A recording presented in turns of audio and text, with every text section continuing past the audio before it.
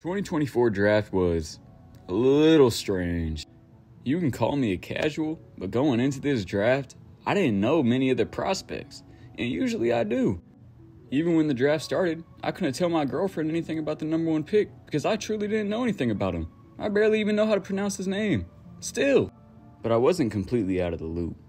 I still knew that the Rockets were planning on drafting this guy named Reed Sheppard out of Kentucky. And I do happen to watch some college ball, so I knew who he was.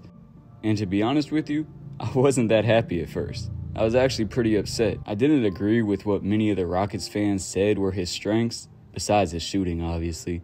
And I really wanted us to draft Ron Holland, a small forward out of the G League Ignite. Luckily, I took a deeper dive into Reed Sheppard's game, and I found things that made me much more optimistic than I was originally watching his tape.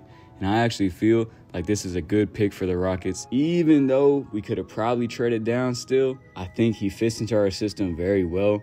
And I'm about to break down a couple clips that show you why I think he could be a dynamic player in this draft. Before we get into all the positives, I do want to address the negatives that I did see. Just so you don't think I'm trying to overhype a Rockets player just because I'm a big fan of the team. I think when he comes into the NBA, Reed Sheppard may struggle to be a ball handler. His handle wasn't anything special to me, and sometimes it even looked like he struggled to create space. If you combine that lack of space creation with a lack of height, he might end up having a problem with his own creation off the dribble. Besides that, I also want to point out that when we drafted Jabari Smith, he was a 42% shooter in college, and everyone expected him to shoot the lights out his rookie season, which he did not do. He definitely started to come more into his own last year, but I just wanted to point that out for everyone saying Reed might come in and break rookie three-point records. While he could do that, he could also have his struggles adjusting to the new NBA three-point line, as well as the faster and taller defenders. But enough of the negatives. Let's finally get to talking about what Reed Sheppard can do and bring to this Rockets team. Let's talk about the first and most obvious thing Reed Sheppard does well, and that's shoot the basketball. He can shoot the lights out of the gym, or at least he could in college, because he shot 52% from three, and that's the most in the last 5 years for freshmen in college. He also shot the highest true shooting percentage in the last 5 years, only behind Zion Williamson, and we know what he did in college. Also, for a long time, I was really worried about his height and being able to shoot over larger defenders, but I found some clips where it looks like that's not a problem for him. He looks very confident and efficient, scoring over taller defenders and heavily contested shots. And seeing some of these clips really energized me and made me excited for the potential fit with Alperen Sengun, who is a great post passer and will likely supply Reed Sheppard with a lot of these type of jump shots off the catch and shoot. Now, something I'll admit I was sleeping on is Reed's true playmaking ability. He actually averaged 4.5 assists in college coming off the bench, and that caught my eye. So I started looking at how he was getting these assists, and I learned that Reed Sheppard, in my opinion, is actually an elite drive and kick playmaker. If you look at some of these clips, his biggest strength is being able to come at the defender aggressively, but still stay in control enough to create an accurate pass out of that aggressive move.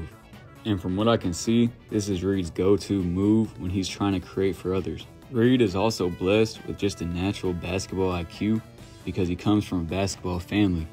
His dad played at Kentucky and in the NBA, and his mom was also an athlete. He also said in his introductory press conference that he was very much brought up in a basketball house, so you can expect the game to come pretty naturally for him.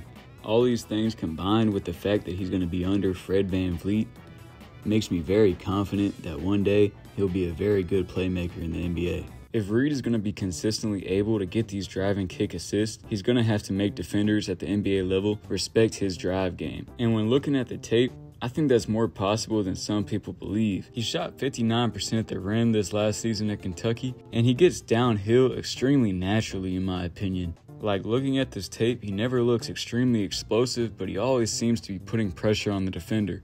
And he does this pretty often, and his finishing at the rim, while not very flashy, is always consistent. He never tries anything too out of the ordinary, which in Reed's case is a good thing. Overall, his offensive game is very sound, and you can kind of start to see what GM Rafael Stone saw in this guy.